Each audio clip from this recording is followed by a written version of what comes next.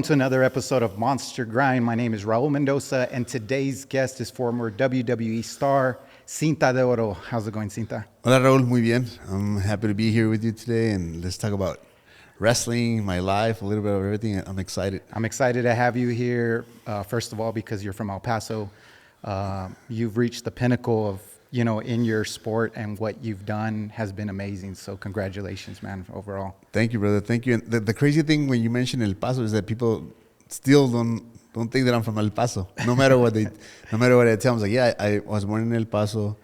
I grew up simultaneously in El Segundo Barrio in Ciudad Juárez and El Arroyo Colorado. It's just like, they can't believe it. I don't know why, but yes, I'm from El Paso. And you went to Burgess High School, is that correct? Yes, I went to Alamo Elementary from when I was a young kid growing up in El Segundo.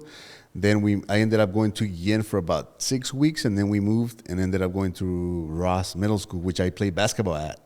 Oh, wow. And then from there, eventually ended up going to Burgess, which was pretty crazy because I was closer to Jefferson than to Burgess because I was on the other side of the freeway, the I-10. Yeah. That was Burgess District, so I ended up going to Burgess, but it was a blessing to be able to be an alumni for the Mustangs. Wow, man. And was basketball the only sport you played, or you played other sports?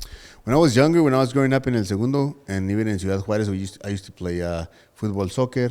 I used to play basketball, baseball, football, a little bit of everything. I was blessed to be very athletic. Yeah, so I was good at all the sports, and I really enjoy doing that as a young kid. But then wrestling was my passion, man. I remember since I was like probably 3-4 years old, and my grandfather used to take me to El Josué Neri Santos in Ciudad Juárez. Mm-hmm.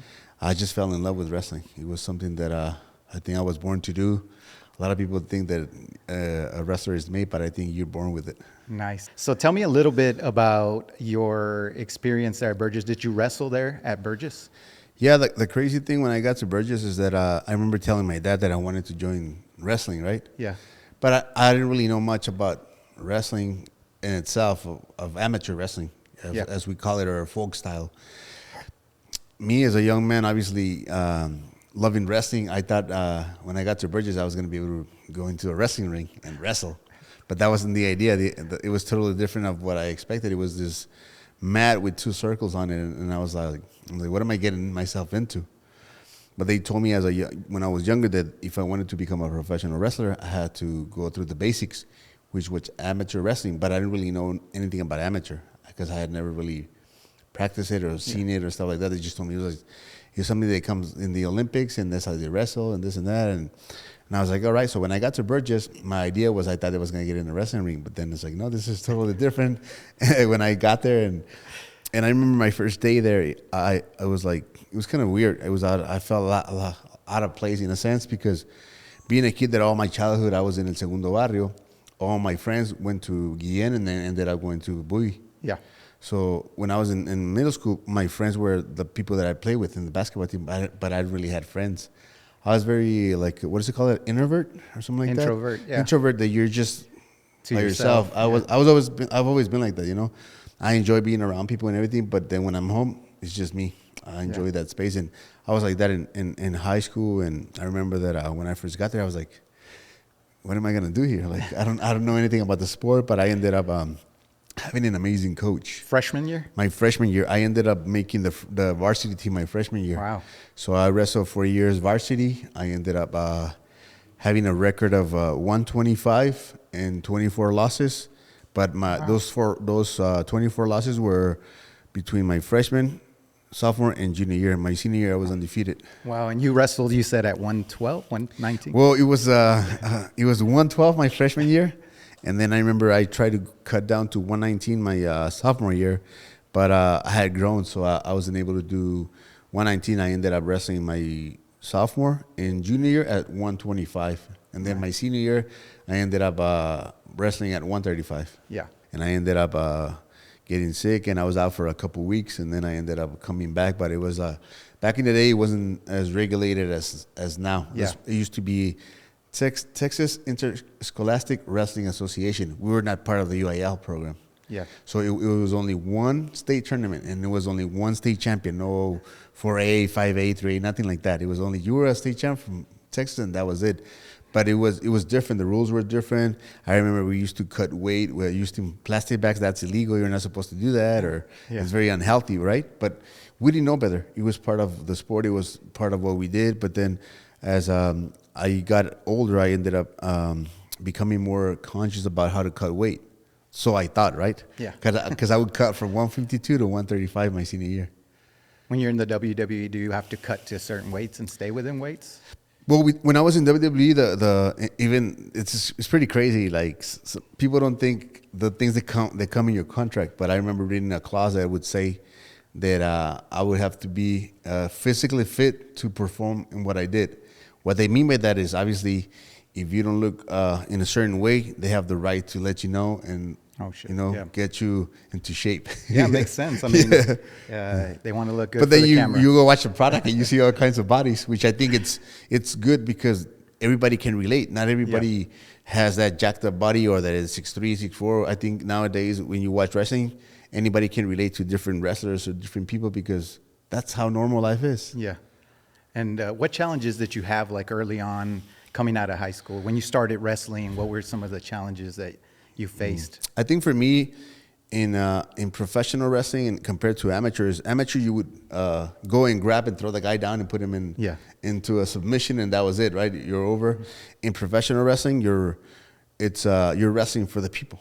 It's not about you. It's about the people. Performing for them, being able to give them an amazing show, using the skills that God gave you to be able to perform what you do. And I think doing that transition from amateur into professional, I was always used to grabbing something and not holding it, not letting it go.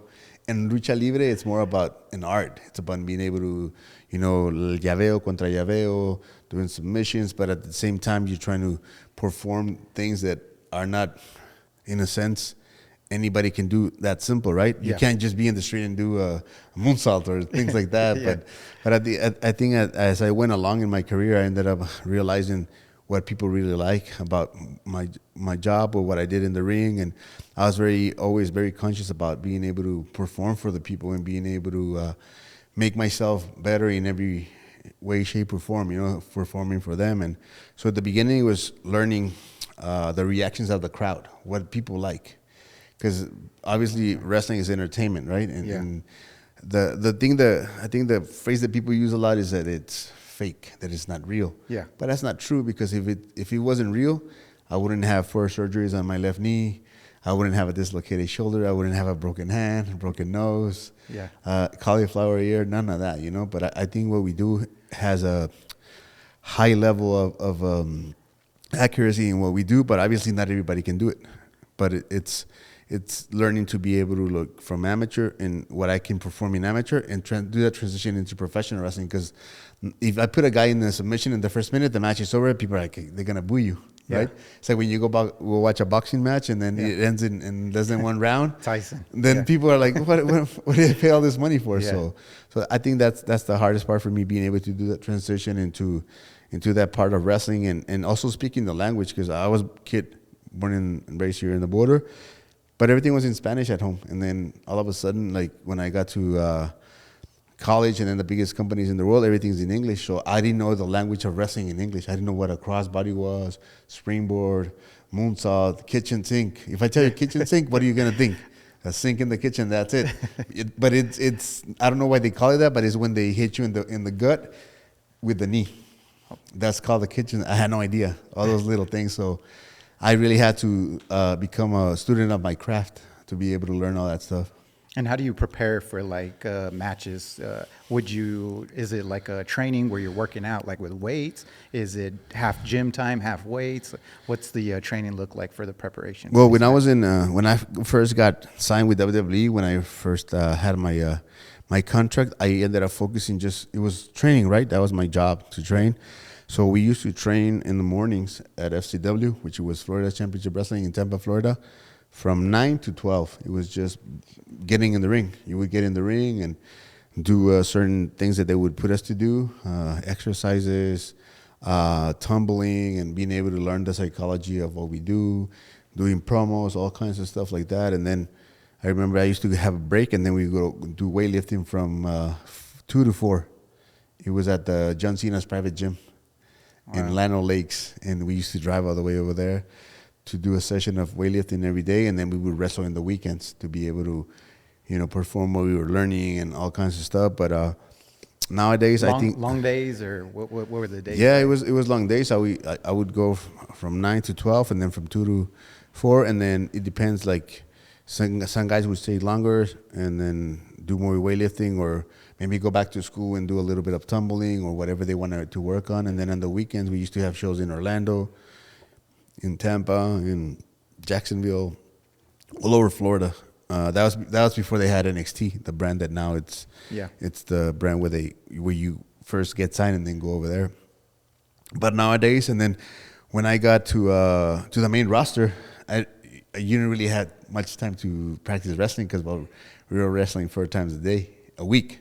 Damn. So you were trying to rest your body as much as you could. And then during those times that I was training, I was doing more weightlifting, but not heavy. I don't weightlift heavy as I did when I was younger. I think I try to maintain myself a little more, and you try and weightlift to maintain yourself, but not to get injured. So stretching and stuff like that. Being able to, if something hurts you, stop. Because when you're young, you don't care, right? You're like, it doesn't hurt, I'm going to do another one. But you become more conscious of your body, being able to have your body taken care of a lot more now. Yeah.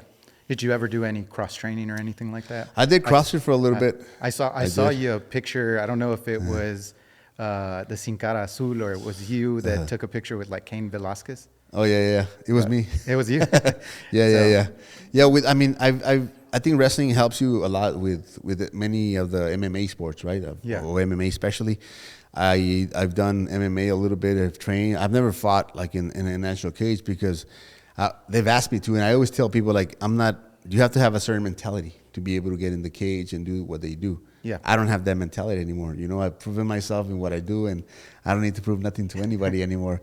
But I really enjoy when we train, and there's certain things. I don't know if you guys know, the first Mexican MMA fighter that was signed by UFC was El Goyito Perez. Yes. From Monterrey. He's a good friend of mine. Yes. And every time I go out to Monterrey, I go train at his gym. It's called San Nico Power for San Nicolas, where he lives. I met him here at, he came for a training with El Pantera here at the 10th Planet. Yeah. So I was there at his seminar. Oh, that's cool. Yeah, so I ended up, every time I go there, I go train with him and do a little bit of MMA. Nice. But he tells the guys, hey, he's a professional wrestler. Don't hurt him.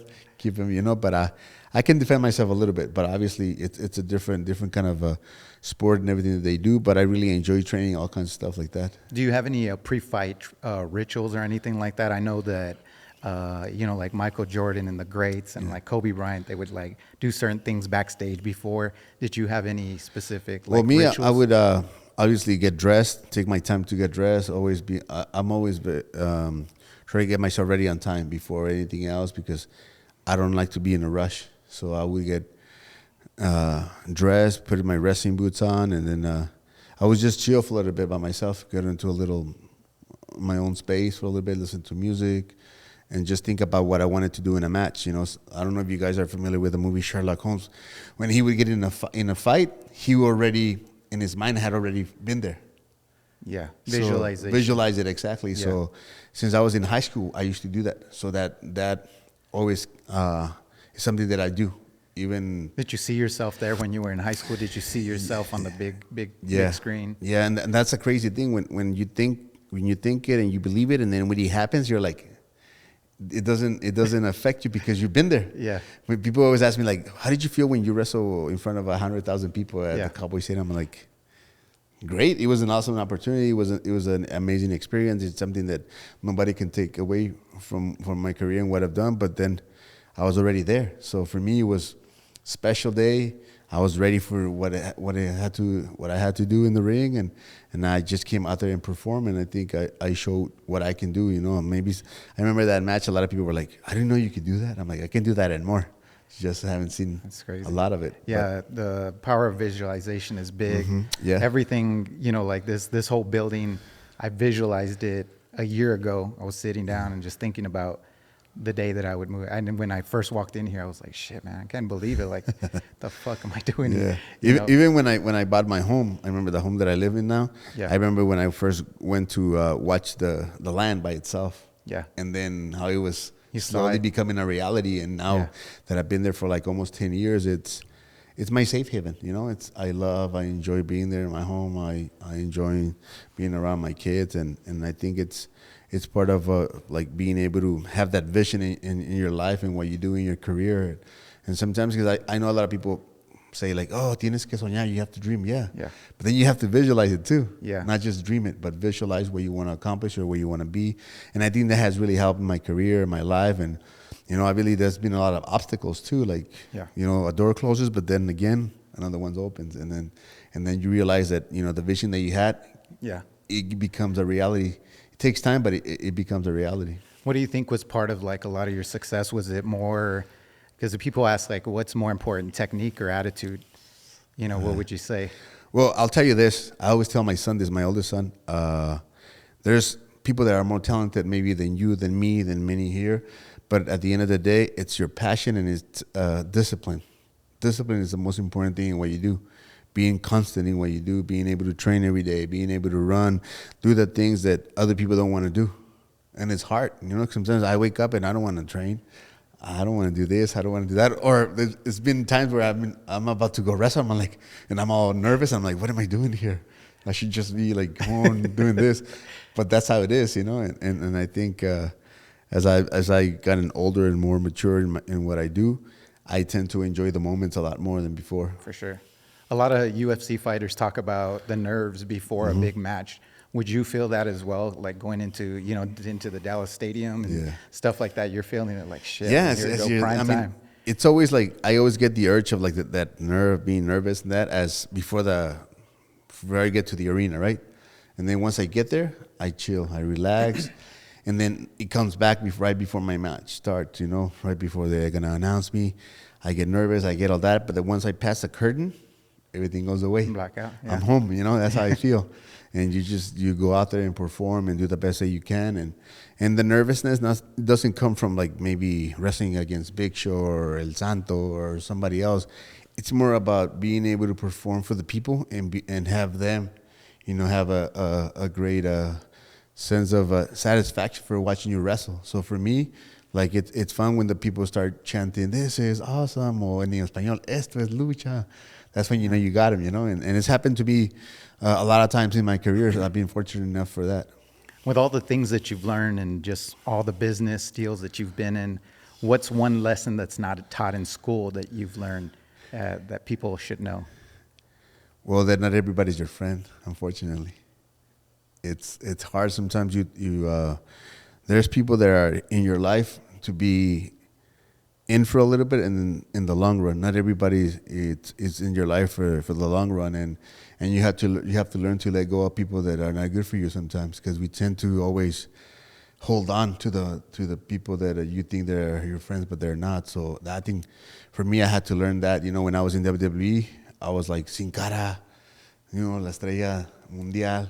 I had a lot of friends, so I thought, right? And then once that machine was not behind me, then you realize that it wasn't like that, you know. But I learned to realize who are my friends and who are not, and who's there for me and who's not, you know. And I don't blame anybody. I'm not saying, oh, this guy did this to me, this, that. Yeah. That's part of life and part of learning and being able to, you know, understand that as you get older, you tend to get more lonely because you learn how to put things in perspective more than before. When you're young, you have money, you do this, you do that, and you want to share with everybody, right? Yeah.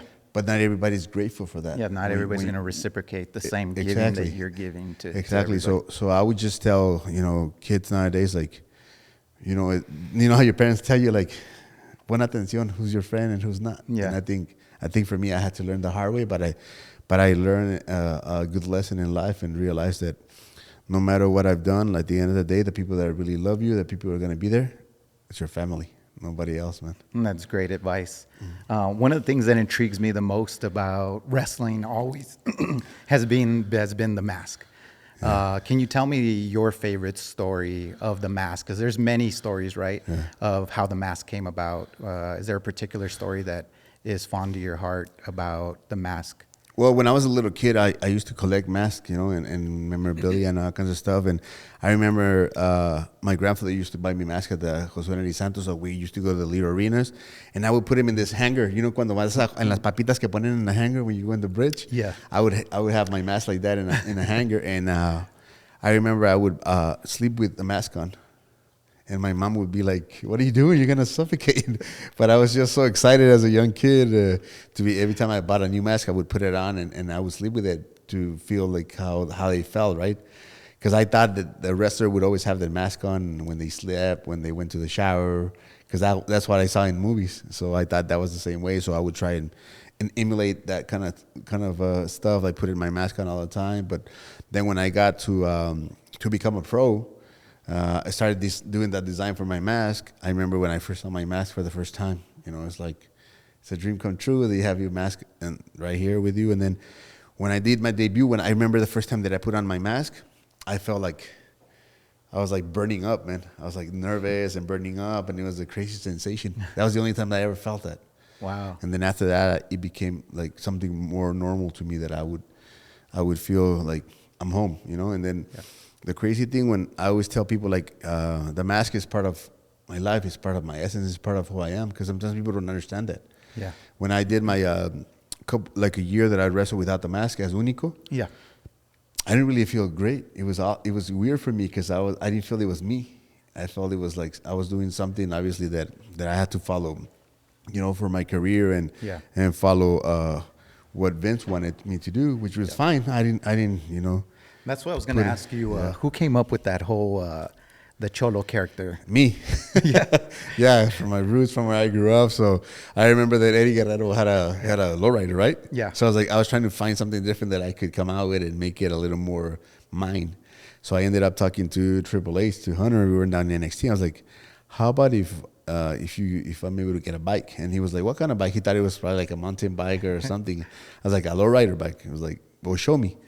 So I ended up showing him what I wanted, the idea, and they ended up buying all the parts to build 3 bikes. It was a red one, the one that I used on television, a blue one, and then a green one. And at home, I have the green one and the red one in my collection of those bikes that I used to use when I was. Do you still have them? Yeah, I do. In my collection, I have them at home. Like, yeah, those are some pieces, definitely, right? How has wrestling in total just shaped your life? And I mean, it's everything. I see it. I see it in you. I see how passionate you are. I was looking at some of your interviews, and you know, like, how has it shaped your life? Well, it's been everything to me. You know, like you said it. I think wrestling has built my character, has built who I am as a man, has taught me a lot of things, good and bad. But at the end of the day, I realized that it's always the good that stand out more than the bad. You know, I think we always tend to go through the bad, but for me, I've made a lot of great friends. I've met a lot of people. I've traveled the world, man, to be able to, you know, wrestle in Taiwan and Singapore and Kuala Lumpur and like places that I would never imagine going. South America, Argentina, Chile, and having that people love what you do. You know, I have a few videos still where I remember when we were in Santiago, Chile, and I was in the bus. We got to the bus. People came and started chanting my name. Sin Cara, and then they would sing. They wanted a picture, una foto sin cara, and like if I was like you were in a soccer stadium. So started chanting and then started singing. So I remember I got out of the bus because all my friends were like, "Come on, get out, take a picture with them." So I go out and try and take a picture, and then this massive crowd came. They had to take me back in the bus. What's that feeling like, man? Just having all. I felt like the Beatles, like in the movies when you watch the movies where Beatlemania and the girls are screaming and just, you know, they wanted to touch their idols. It was an amazing feeling to be able to feel that, you know. But then you have to be careful also with that, because when you go back home or when you don't have the spotlight anymore, that changes. That adrenaline. And then you got to be able to adapt to anything. You know, I realized that I'm not what I used to be, but then again, I'm still the same guy under the mask. So I got to be able to, when I get home, hey, I'm a dad, I'm a normal person. How do you not combine that with that, or the people that work with me, to find that balance, you know? Yeah. One thing is business and one thing is my personal life. How do you balance that stuff, man? I try to not let, they say a phrase that I heard many years ago. They say, your ego is not your amigo. So you got to be able to let your ego go, you know. That's good. I like that. Cinta de Oro and Sin Cara, something else, but then this is who I am as a dad, you know. I got to be able to talk to my son, to my daughters, and being able to talk to them, to my kids, to be able to understand that yeah, this is me, but I'm your dad. And sometimes I always tell my oldest, who he loves wrestling, is like, you got to understand you have a big privilege that I didn't. Sure. The first time that I ever got to hold a title was when I won one. You since you were a little kid, when you were with me in WrestleMania and many places, you got to hold titles, the U.S. title, the WWE title, all kinds of stuff. I never got a chance to do that since I won one. So I always tell my kids, that are part of like, yeah, your dad is this, and he's been able to open a lot of doors, but then you're going to have to, if you want to do this, you have to work hard to keep those doors open for yourself now. For sure.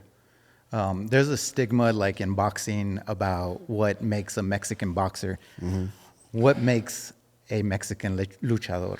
Well, what makes him, I think, his courage, his talent. We're luchadores mexicanos son very talented, muy talentosos. But I think the most important thing it's that we don't take crap from anybody. And I don't really talk about stuff that happened when I was in WWE, because I think it's private what happens behind curtains. But the only thing I'll say this, during my time in WWE, I got in 4 scuffles. For scraps. With different wrestlers, But yeah. I think it's part of who we are, because everybody has an ego. Everybody wants to be number one. I can imagine you got a bunch of guys in the back, that have the ego. There's testosterone. Exactly. So, I mean, I never took it personal. It was more something that I had to show them that you have to respect me, and that was it, And then it's funny because my son, sometimes he reads certain things online and he's like, Dad, so this happened? I'm like, yeah, I had to go explain to him, yeah, but this happened and that happened. That's crazy. Those are good stories that that are good bad memories. But, overall, I think at the end of the day, you've gone places where nobody's gone, man. Like, in your sport, in what you do, you've reached the top, Yeah, and like you're saying, and sometimes when people, they're not in your shoes, they would never understand. It's not pretty, right? It's not pretty, and they just criticize, or they just, use social media nowadays to attack people, and it's tough, because until you live what the other one goes through, then you will understand, the struggle, understand why they did this, why this happened, but then again, you can't go around the world and try to make everybody happy, it's hard. So you just got to be yourself in everything that you do, and just show it through what you do, through your art. And in my case, Lucha Libre has been, everything to me. When I've been sad, I go train. When I've been, depressed, I go train. When I don't feel good, I go train. Or when, I wrestle. And is it what brings you back to your normal state? I almost feel like if I'm not working out, man, that I'm not mentally 100%, because it's where I need to go. Yeah. If I'm not putting myself through pain, I feel like I get too comfortable and I'm off, bro. Yeah, it's like a. It sounds weird, but it's your space, yours where you feel safe, right? Yeah. For me, it's the wrestling ring. It's being able to train and take my son to learn wrestling, and that I really enjoy all that stuff. So for me, I think Lucha Libre has been like. More than anything that I expected in my life. I loved it, but I didn't know how much I loved it till I've been in it for 25 years now as a professional. Yeah.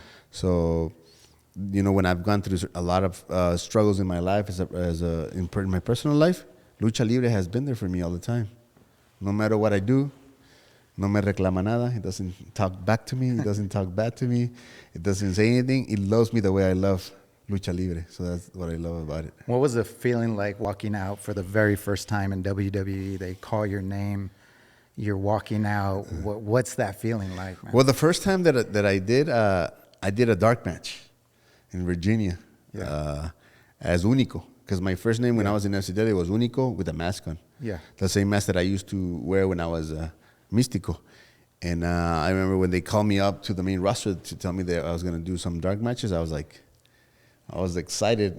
I was trying not to show that I was very excited, but I was. And when they first called my name, I was like, this is awesome, Being able to see the crowd, the arena full of people, and just the excitement, it was amazing. And then when they called me up to do Sin Cara for the first time, that was another crazy moment in my life. I remember Joey Mercury, which was one of our coaches back in FCW. He was like, come here. I was like, well, you're going up to the main roster. I'm like, what do you mean? Yeah, they want you under this character for now, and so enjoy yourself. And Let's go. It was a blessing, man. It was amazing. So I was just trying to do the best that I could and show them that I was there for a reason. And it ended up working out well. I think the storyline was brilliant when I look back at it. I think, I don't think there's ever been another story like it, right? No, not that I know of. Sin Cara against Sin Cara or another wrestler with another, in that sense, no. Yeah. But the crazy thing is that it's a true story in life. Yeah. Místico, which was me.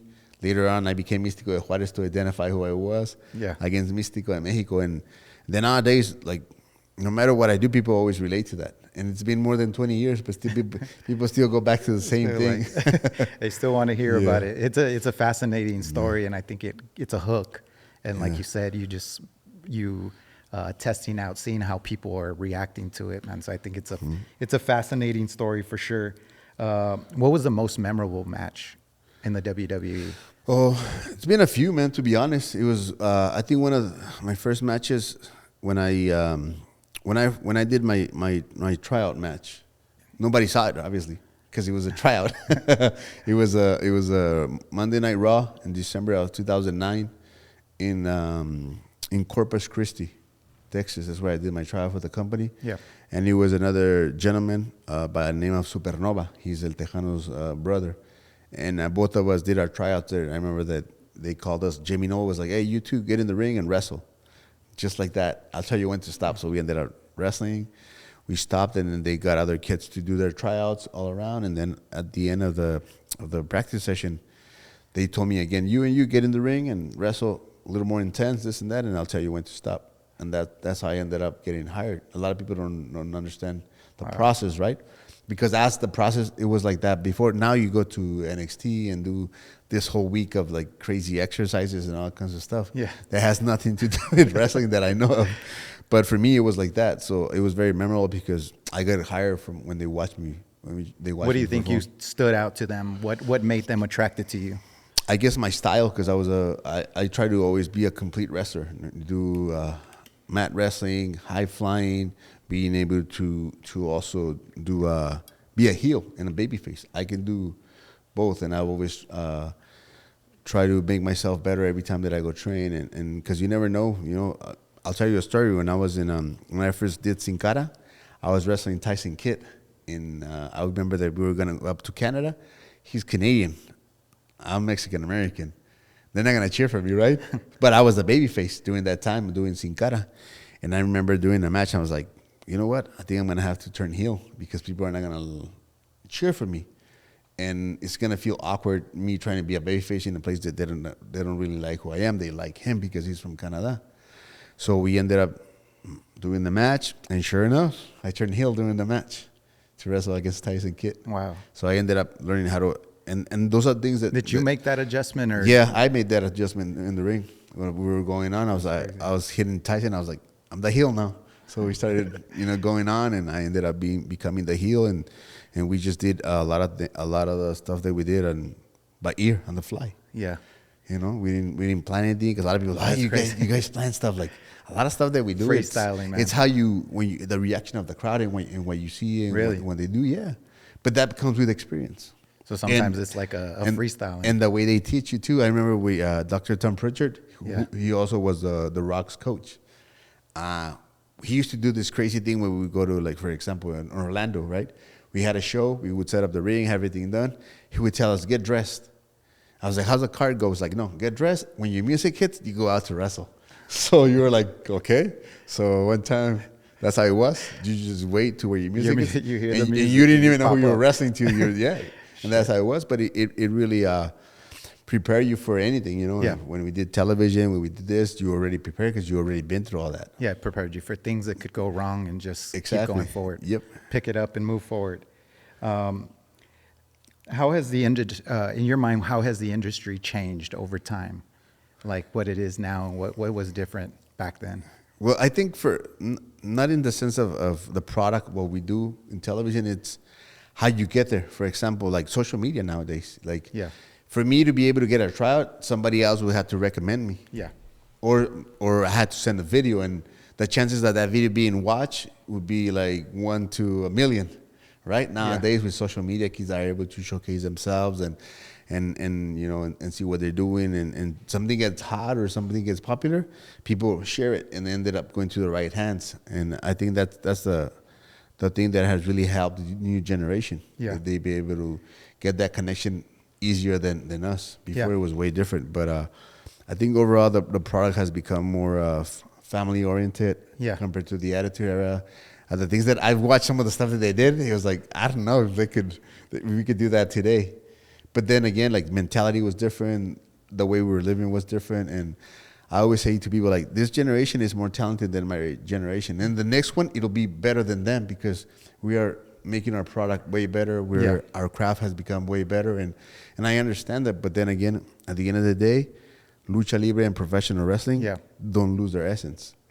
Everything comes from amateur wrestling, lucha libre profesional. You got to learn the basics to be able to adjust to anything that happens. And I think the success of WWE is that they always tend to put attention on the little details. Yeah. And that's how, you know, their product has become more popular and become more and more global as the years have gone along. What do you think about it now, seeing wrestling on Netflix and I would never thought that Netflix would ended up investing that much money in professional wrestling, but then you realize like it's big, man. It's big now. You know, it's global. It's a global movement, and you see it now because you see guys in Argentina practicing lucha libre, in Chile, in India, in many places that I would never, you know, expect to have wrestling. Now they have wrestling. Yeah. So it's the impact that lucha libre has had and wrestling has had around the world, and I think we all can relate to it. You know, you can relate to the good and the bad. It's like a movie. When you go watch the movie, it's the good and the bad, and then at the end,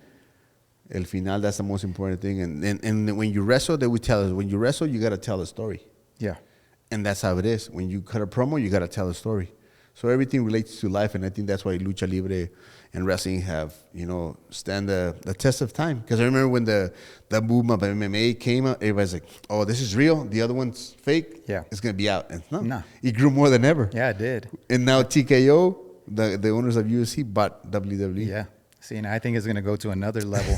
I mean, just seeing, I recently saw the documentaries on Vince McMahon, on Vice and other, and it's just amazing, man, how he was able to take that thing and.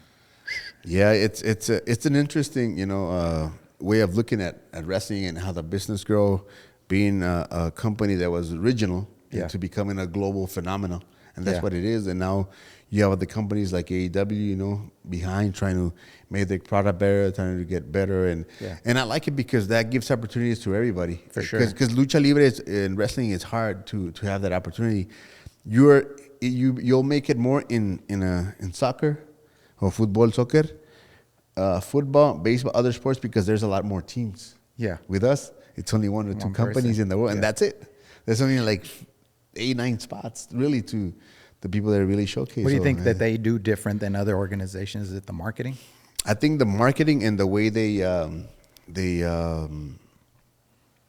bring the talent in and make them stars before they're stars.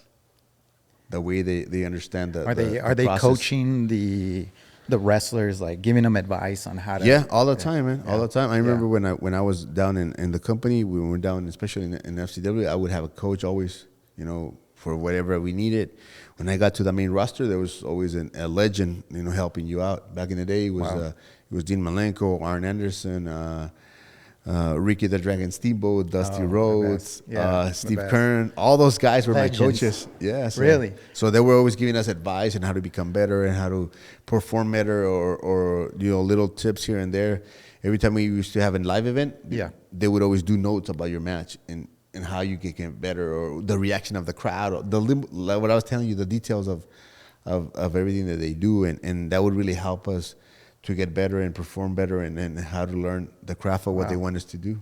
Who was one of those legend mentors that are like really memorable to you? Well, for me, Dusty Rhodes, because he was very blunt too. He would tell you like, this is what you got to do to learn how to do a promo, and he was very always on point with us. He didn't try to like tell you, oh, good job today. If you didn't do a good job, he would let you know and to get ready and become better. But he was our promo coach, and then I would have Ricky the Dragon Steamboat help us out with our wrestling matches and things like that. So I would always put in perspective like what Dusty would teach me, and then what Ricky would teach me, or Mr. Kern, or sometimes we would have other wrestlers go for a week and help us out, just to see what ideas they had, and obviously every talent is different, I don't do the things that Braun Strowman does or that Big Show does, or he doesn't do the stuff that I do, because we're different. So we got to be able to adapt and learn, our craft in the best way that we know how to perform it for each other. Can you walk us through the first time you ever performed the senton bomb? And well, I used to do it when I was in Ciudad Juarez, when I used to wrestle in El Poliforum, but I would do it off the middle rope. I would do a finish that I saw from Hayabusa. Hayabusa was a Japanese wrestler that he was an amazing wrestler, high flyer. He only wrestled, I think, for like 5 or 6 years, because the risk that he would take, he ended up getting injured very young. Yeah. So he ended up getting injured, being in a wheelchair for many years, and then unfortunately he passed away. But he used to do a finish. He would do off the second, the moonsault, and then he would do springboard out from the outside, springboard swanton, land on his feet, and then do a moonsault combined to do a finish. So I used to do it back in Ciudad Juarez. So when I first got to the WWE, when I ended up doing Sin Cara, I was doing that finish in the beginning. So you feel like you're flying. It feels amazing. The only thing is sometimes when you land on the guy, you really land on the guy. Yeah. And if he's not ready, it's coming. Yeah, it's coming. So as you land on your back, you end up, the momentum brings you to your feet, and then I would do a moonsault from the second to do a finish off that.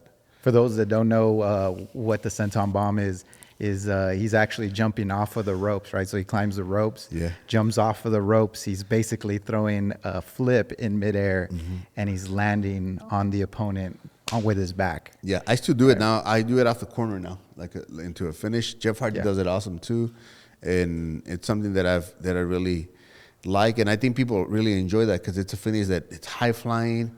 At the same time, the crowd gets to see what you do, and it's something that I do. And then I usually tuck my head right before I go into. What's going through your mind? What is going through your mind when you're like, you want to win? I was like, this is the finish. We're done. But sometimes they kick out. But it's been very, very little time that they do that. So I understand that what I do has to have an impact. How about the La Mística? It's a Well, the Mística was a move invented by a Japanese guy, which is like head scissors into a tilt the world into a submission. Yeah. And what does it take to pull that thing off, man? It takes a lot of effort, and also whoever it's the guy that you're wrestling against has to know what you're doing. When and how to do it, because if not, it's like a dance, If you don't have chemistry with the other person, it doesn't really come out nice as you expect it to. You got to jump you got to jump pretty high to get up there to the head. The guy that I really loved doing that to was Cesaro. Cesaro was great, Claudio Castagnoli, that's his real name now in AEW, and I got to wrestle with him when I was in Chicago many years ago, and then in the company, and he understood Lucha Libre Mexicana, so I think that really helped me. When I used to wrestle with him, it was like, man, I'm going to have an amazing time because he understands my style, what I do. Yeah. And with him, I'll let you guys, I'll send you a video so you guys can watch it. And it was like a helicopter, like in slow motion. It was amazing. I would love to post it on this part where we're talking about it. I'll give you the video. I have it. How did you develop the technique for it, man? Like, how do you start? You just gotta practice, man. They say when I was training when down in FCW and over here in Ciudad Juarez, I would always try moves, do certain things, and things that I would feel that could work for me, because some of the moves that like other guys do doesn't work. I can't do a choke slam because I'm not that tall. It doesn't look nice for me to do a choke slam and slam the guy. So I was always trying to come up with certain things that people really like. And for me, what I really love about that is that it's not very common. It's not a move that anybody can do, that easy. Yeah, it looks complicated. It almost looks like a flying armbar because you land in an armbar at the end, right? Are you really cranking on the arm, or? You do it a little bit, Sometimes you try to protect the guy, but at the end of the day, a wrestling move is a wrestling move. No matter how soft or how slow you try to do it, it's still a move. Yeah, that both of those moves are the ones that I wanted to ask you about. Just seeing them, seeing you do them, I'm just like, Yeah, man, and those are things that I think that identify me as who I am, as Sin Cara, now Cinta de Oro. People love that, so I really enjoy that. have there ever been any challenges that you face when performing those signature moves? Of course, it depends who you do it to. Like if I remember that I wrestle, we were doing a tour of live events. Yeah. And there was a gentleman called by Ezekiel Jackson. I don't know if you remember. He's a big dude. Is that the biggest dude. wrestler you've faced? No, probably the biggest was either Big Show or Great Khali. Big Show's like 7 something. It's like 7'3". Back in the day, he was like 400 or 500 pounds. Shit. The Great Khali, he's like about 7'2", 7'3". Fuck. So I got to wrestle with all those guys, and I think that the hardest part was to put him down, to prepare him for the finish, because you can't break him down that easy. They were giants. Wow. Yeah, I can imagine just trying to pull off the senton Or trying to bomb pick or up their something. leg, or just Yeah. trying to do something with them. I used to do jujitsu, and sometimes when you go somebody, 6'4", 300 pounds, man, just the arm bar is not going to work for that. Well, of course not. You have to choke them The or do muscle something. mass, yeah, of course. It's just there's not enough crank there. As I can imagine going up against the Big Show. What was something like that like? What was that experience It like? was a lot of fun. For me, it was a lot of fun. I enjoyed every time that I worked with. I wrestled with Big Show as a partner too, and with R-Truth, Goldust, all those guys. And who I did wrestle more was Great Khali. I think we did a lot of live events and television with him, where we ended up doing matches. But it was fun, because I had it was like a challenge to me too, like trying to wrestle this giant, and what am I gonna do with him? A wrestling move that's not gonna work on him. So how do you break him down? How do you do this? And really put me to think how to perform better also. And I think I got the best of him when we wrestle, and he got the best of me too. Yeah. What I'm saying is to perform for the people in that sense, not of who won or who lost. It was more about like giving the people a show, an amazing show. Yeah. What advice would you give to young aspiring wrestlers that are trying to get into that high acrobatic, high flying type wrestling that you did? Don't try everything that you see on television or social media. Practice, learn it. Yeah. Take time to perfect your art, and not just because you saw something on television or on social media. Just do it in a match. You got to practice, to be able to perform and protect yourself. And I think nowadays the kids are very impatient. They want everything De volada. De volada. They want that like when you do a video on social media, you want that money, that ratification fast. Yeah. And you got to be able to understand that everything in life takes time. Yeah. You got to try. You do a video, maybe no trabaja, you do another video, and then you can end up doing 100 videos, but then the 100th one, you hit the jackpot, and that's how it is. You got to be patient.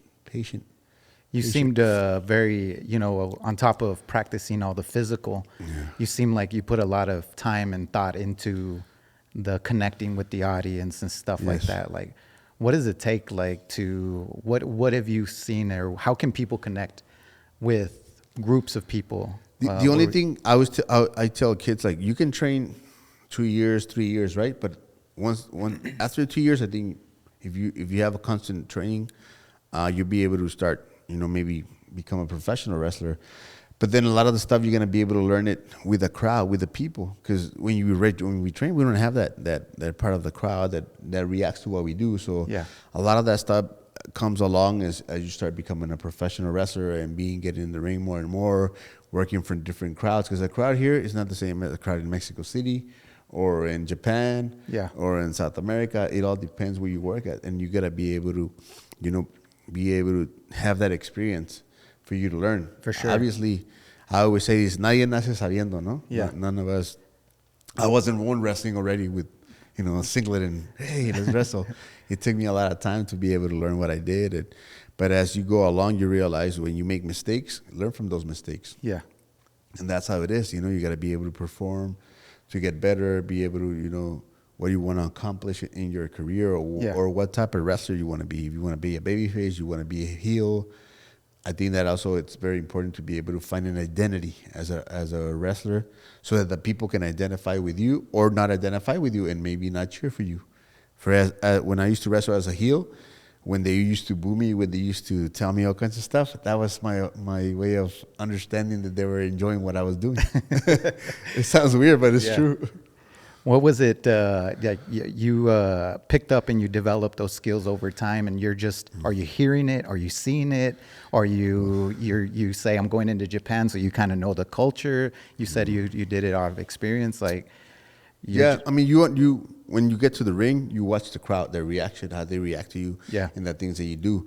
But also as a professional wrestler, you got to be able to study your craft. And the crowd in Japan is way different, right? To what we do. They're more settled, more calmados. They're just sitting down, and then when they like something, they clap, and then again very calm. So you were like, okay, it's nothing bad. It's just how they react to what we do. When we went to Costa Rica and San Jose, the whole show they were singing, chanting, screaming. The whole show it was incredible. So you have the different types of crowds, you know. Wow. And so you did 10 years in the WWE, right? Is that correct? When you were taking off from it, what made you, I mean, I've seen some of your interviews. I don't want to kind of like reiterate the same stuff, but what made you fall out of love of what you were doing to that you were? I think for me, you know, I'm grateful for the 10 years that I was there, and I met a lot of amazing people. I did a lot of friends. Like I was telling before, I traveled the world, and I'm very blessed for what I did during my time. And you know, Vince was my boss back in the day, and Triple H was another person that was, you know, part of the creative, and he was also a very important part in what we did during that time. And you know, obviously, in any job, you know, there's going to be good and bad. And for me, you know, during that time, I was going through a lot in my personal life, but also I wanted to change, and I wanted to have control of my career in that sense. You know, when I was in the company, obviously I was under contract, so everything that I wanted to do, I had to go through them. If I wanted to write a book, I had to go through them. If I wanted to do a commercial, I had to go through them. Everything was through them, which I understood because they were paying me, you know, a good amount of money, and I was under contract with them. But then I felt that I was stuck in my professional life. I wanted to accomplish a lot more. I wasn't getting those opportunities that I wanted to, and it wasn't because I wasn't performing well, or I wasn't preparing myself, or because I wasn't physically fit, or all kinds of stuff. It was because somebody had the pen, and unfortunately, I wasn't of their liking. And that's the hardest part as a professional wrestler. You know, it's not that sometimes the most talented guy that makes it is who they want to make. And it's hard, you know, and it happens everywhere, not just in WWE and AEW and other companies.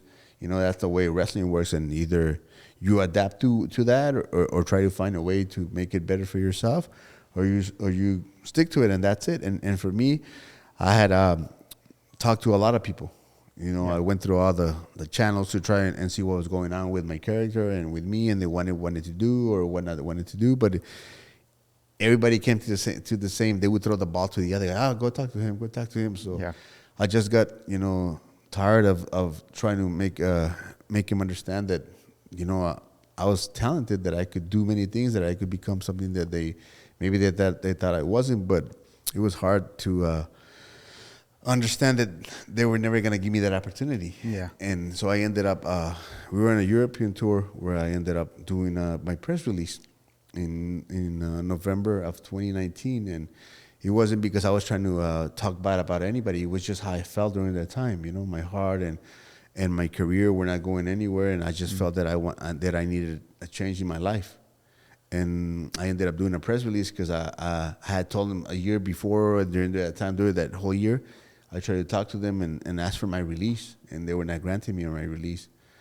And it was hard, you know, to come to that point where I ended up doing a press release, because the last thing that I wanted for them to think that I was ungrateful for that opportunity, you know, because I think being grateful opens doors, and you know, I'm very grateful for what they did for me, for what I did for my family, and the status that I have as a professional wrestler, and as in my personal life also. But I also gave up my body for them, you know, my life, my career, a lot of things, and for me to realize during that time that I wasn't important for them, it really broke my heart, because I had given everything that I had. It was my dream to be there. It was my dream to become a professional wrestler, but not just be there, but be at the pinnacle of my career. And not able to get those opportunities was heartbreaking, but I realized that it was only something that I needed to do for myself. And if I didn't take that leap of faith, I would regret it for the rest of my life. So I ended up taking that leap of faith. Obviously, they didn't like it, which I understand, you know. Yeah. Sometimes this Latino keep telling the biggest company in the world, I don't want to be here no more.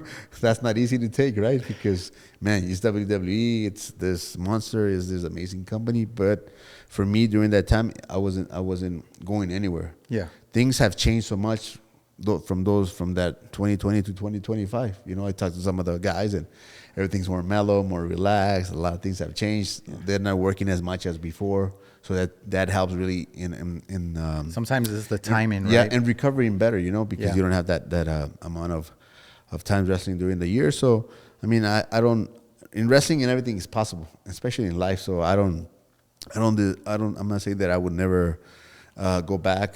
Maybe they don't want me back. I don't know, right? You never know. But at the end, I would really love that would be awesome, the opportunity to go back, because my kids are older now. They understand a lot more what I do. Yeah. But you never know. The only thing I can do is keep working hard and becoming better. That's why I have a lot of projects going on. That's why we wrote a book, you know. Yeah. We've done all kinds of stuff that I never thought that I would do. So I've become like a businessman in a sense also. What do you miss most about your time in the WWE? I think being around the people that I really enjoy being around. When we used to go on tours and we get in the bus and enjoying ourselves and talking about what we love, our families, our kids, and what they're doing now. The first time that I watched my son wrestle when he was a little kid, we were in a tour, Europe tour, and I was watching him on FaceTime wrestle live for the first time. Wow. So those little things are great memories for me. Obviously, I wasn't home, but I was making a living for him so he can become, you know, something that he wants to do in life. And I think that's the hardest thing that I miss, is that the camaraderie between me and my colleagues and my friends and all kinds of stuff. So I know I can see it in you that means a lot to you. The people mean a lot to you. Yeah. This morning you just made an announcement. Yeah. Can you share a little bit about that with us? Yeah, man, it's a dream come true, to be honest. Like, sometimes I don't really try and get too emotional about things because I've always, como se dice, primero hay que ver para creer, ¿no? Sí. And I'm a believer in God, and I understand that the vision that He has for me and the things that He has put in my life, and also al que mucho se le da, mucho se le exige. Yeah. So I was a kid born in El Segundo Barrio. So this morning we announced that we are doing wrestling shows at the Boys and Girls Club of El Paso, which is located in 801 South Florence. As a young kid, I used to go there to go play basketball, to be in the kids program, to study all kinds of stuff, to not get in trouble as a young man. And now we're gonna do a show per month. As of now, with them, we join it up to do shows for the community and to help out the kids. And we're also trying to do certain things during the summer, maybe a wrestling camp or other things that we wanna implement during this collaboration with us. And I'm just excited. We're gonna have amazing wrestlers come from many different places of the world, and we announced that we did a collaboration with them, and our first show is March 22nd, which is called the Idols of March. That's the name of the show. That's beautiful, man. And as most people that grow up poor, myself, the YMCA used to be my babysitter. Many times I used to get dropped off there, right? Exactly. And we used to eat lunch there. And so it's a huge announcement, and I think that's speaks a lot about your character. You're giving back to the community here in El Paso and continue to give back. I just wanted to announce like some of the dates. So I know here's some of the dates that he's going to be putting on some of these matches. So it's going to be March 22nd, April 12th, May 24th, June 21st, July 19th, August 16th, September 20th, October 25th, November 22nd, and December 20th. Yes, I'm excited, especially because it's something that I wanted to do for a long time. You know, I wanted to have a more consistent shows here in El Paso, and they open up their doors for us, and we're just excited to be able to collaborate with them and raise money for the Boys and Girls Club. And obviously, we're trying to get talent from all over the world. So I'm just happy that this collaboration has worked out, and excited to have an amazing time during this 2025. That's awesome, man. It's just like full circle, right? You come back and you get to start off. Because I heard that your first time that you wrestled was actually where you got the interest was at the YMCA. See, right? as a young kid, I used to go to a YMCA. I used to go to, I don't remember, Haushin. Haushin was next to Alamo Elementary. Okay. It was also kind of the Boys and Girls Club. And as a young kid, we used to go there. But the Boys and Girls Club, it was more like where we used to go and a little farther from home, and Yeah. and I really enjoyed it because they would have like all these kinds of Yeah, I was about to ask you, what was your favorite thing to do? play basketball. Play basketball. Besides wrestling, I love basketball, but I don't play it because I don't want to get it out. My brother is, come on, let's go play it. I was like, I live off my body. It doesn't sound right when I say it, but it's true. Like, I got to take care of my body and how I perform, because then I can't tell the other, if somebody hires me to do a show, like, oh, sorry, I went to play basketball. This happened to me. So I don't play basketball anymore, but I do love watching it. I do love basketball. So when I was a kid, I used to play basketball. When I was about 10 years old, I used to play with the guys that were like 13 and 14 years old, with the older guys, because I was pretty good at it. So I really enjoy that. That's badass. So when people come to El Paso, and I might put you on the spot for this, when people come to El Paso, what's the place you tell them to go eat? Pues there's a few places, man, to be honest. Like I like Rascals. Roscoe's Burgers? Rascals, Los Burgers, ándale. Really? I love that. And then if you don't like that, you can just go across Chico's Tacos right there on the northeast side. So I think the most emblematic place that everybody talks about is Chico's Tacos, right? Yeah. Chico's Tacos, Rascal. A lot of people don't know about that place, but How about authentic tacos here in El Paso? tacos, ay, ¿qué te diría yo? Pues I don't really eat a lot of tacos here in El Paso, to be honest. I'm trying to think. Oh, I know. Tacos Don Cuco. Tacos Don Cuco. Those are good, man. Right. And they sell, I don't want to do a commercial, but they sell amazing menudo. Nice.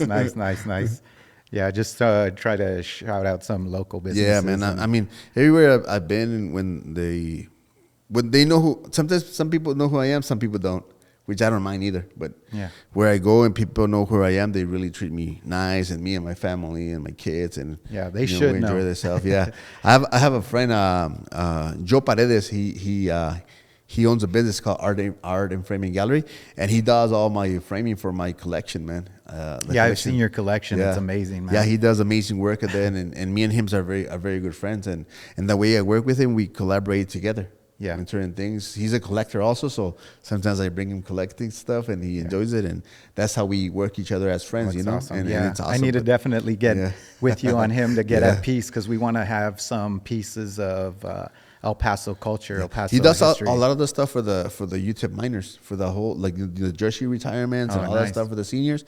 He does all the framing work for all of them, and the El Paso Children's Hospital also. Nice.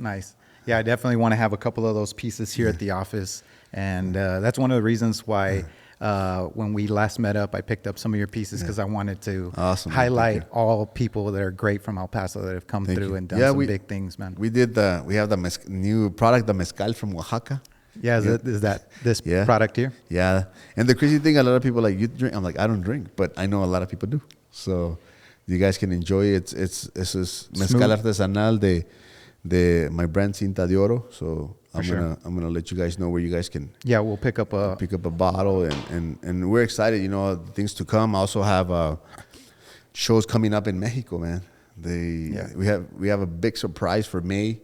A big show that we want to do over there. I'll give you guys more details until everything is signed. I'll let you guys know what's going on. Sure, thanks. Anytime. But we're excited about that too. Anytime you want to, come on here and announce anything, we're more than happy to. We're going to continue to work hard to build the platform for our city, for El Paso, and just continue to grow things, man. Man, I've seen your stuff on social media. You guys are doing amazing work, and to build this studio, it takes a lot of effort. People don't realize what it takes, to have something like this. And I want to congratulate you and your company and all your staff thank you, for all that you guys are doing. And I know you guys are doing with high quality y con excelencia. That's my word. I always say con excelencia. You have to do things with, to the best of your capacity. Yeah, it's one of my passions to continue to build opportunities for our community, for the Latino community, the Mexicanos aquí. It's my passion to continue to open up doors and to show the world that we have talento here, and that they can come here to El Paso, and that we're gonna step things up and take things to another everybody level, talks about living in El Paso. I always find I find it funny, like how people like, I'm gonna go do this, and I'm like, you have everything here. Sí. You have a city that has everything. You have, Ciudad Juarez, is an amazing city, amazing people. we Yeah. can do a lot of things together, you know. Sure. And for me, I think being able to do this now with the Boys and Girls Club, it's not just me. There's another wrestling company called PWL. Yeah. They have local talent. They're going to help us out too. Delegado Promotions also. I worked with them for many years. You know, there's a lot of people that it's connected to what we do, and I think that's important too, to let them know that they're part of what you're doing, and you know, PWL, they've opened the doors for us. When I go train with my son, they let me train by myself. They give me a code so I can go in and just, you know, have that privacy, and I'm very grateful for that. So they're gonna be part of this project, helping us out, and Nice. we're gonna be putting some matches together and giving those local kids the experience to have, so that we can send them out in the world and you know, be the next Sin Cara, be the next Pentagon. Be just like you, the man. next Somebody Kalisto. that had a dream, had a vision, and you make it happen. And it's amazing. I congratulate you. It's amazing. It's an honor just to even be able to interview you today. But one more question I wanted to ask. What's one move, wrestling move, that everybody can learn that would be practical to use if somebody tried to, like a self-defense move that people can use to protect themselves? Pues usually it's like when they try and, I don't know if you, when you get in a fight, most of the guys always try and rush you, right? Yeah. And all I do is backdrop. I don't know if you've seen it, where they rush you, and as you just duck down a little bit and Go through the with back. your back, yeah. And that's one of those things that sometimes people think is really hard, but it's not, because when people get angry, they usually rush you. Yeah. Or drop kick him right here on the leg. You heard it here, man. Yeah, so don't try it at home. I don't know if this is in the works or anything, but one day I would love to see a documentary made on your life, man. And when that gets made, and when you do that, what do you want people to get out of it?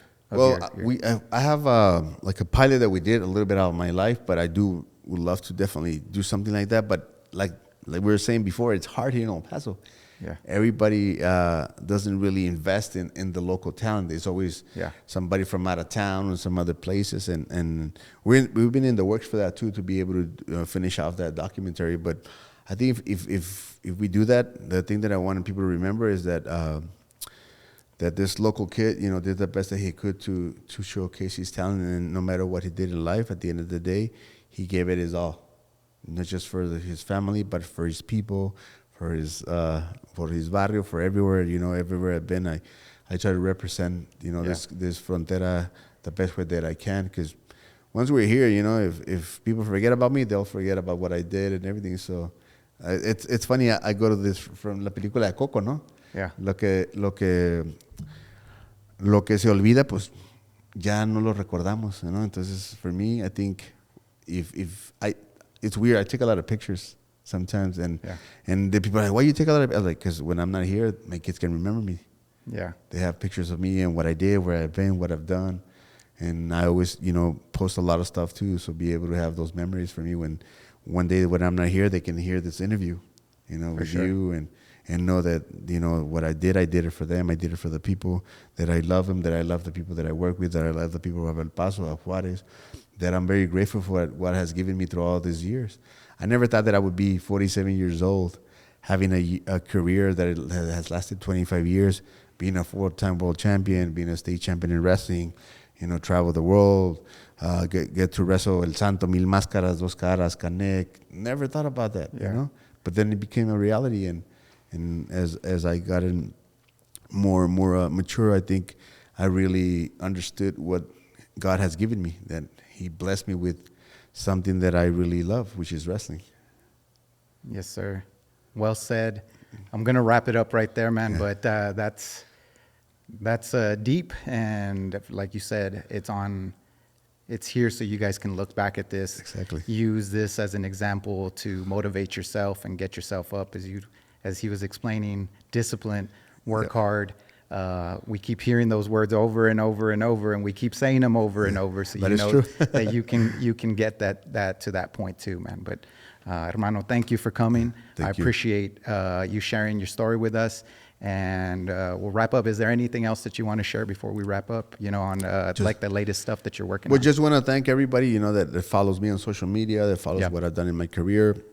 Cinta de Oro Promotions is a dream come true that started from a crazy dream, and then now it's becoming a reality. Now we're going to have one show every month, and that's going to open a lot of doors. And, I've gotten calls from many of my coworkers and my friends that they want to come to El Paso to wrestle. I want to thank all of them for reaching out to me, and I don't take it for granted. When people ask me, hey, we want to be part of your company, we want to be part of what you guys are doing down in El Paso, and we're going to continue working hard to get El Paso, more on the map than what it is now. And I'm just excited for what 2025 has for me, and what the future holds. And let's do more things. I'm trying to write a kids book now. That's what I want to do. I already have a lot of the things that I want to do, and I'm just excited. Also, I'll tell you this before we go. I got a visit from a friend of mine. His name is Jorge Gonzalez. He's a missionary down in Madrid, España, and he wrote a book called Dios me salvó. And it's a story where he gets electrocuted underwater, and God gave me the blessing to save him, which is pretty crazy. Wow. So when you look at it, I was like, he did his book on what's it called, artificial intelligence, and then he took me the first copy for me, so I have it. Wow. He wanted to thank me for what had happened that day, and that God used me to save his life. You really saved his life. Yeah, which is pretty crazy. I don't really think about it that way, but when you go look back at it, you realize what that God had me. It's a plan. Had His plan for me in many ways to be part of many people's lives, which is pretty intense. And I'll give you guys more detail about his book, but I wanna let you guys know that you never know when God has a plan for you or when He can use you. So you gotta continue working hard and keep moving on. There it is, man. So continue working hard, guys, and thank you again for coming today to the show. I appreciate you taking the time out of your busy day, man. Thank you, guys. Thanks, guys. That wraps it up, guys. Till the next one. We'll see you guys on the next one. And don't forget, go follow Cinta de Oro on social media. He's doing amazing things, man. He's got a large following, more than a lot of old veterans that have come through. Thank you. And it's amazing, man. So thank you. Gracias. All right. That's it.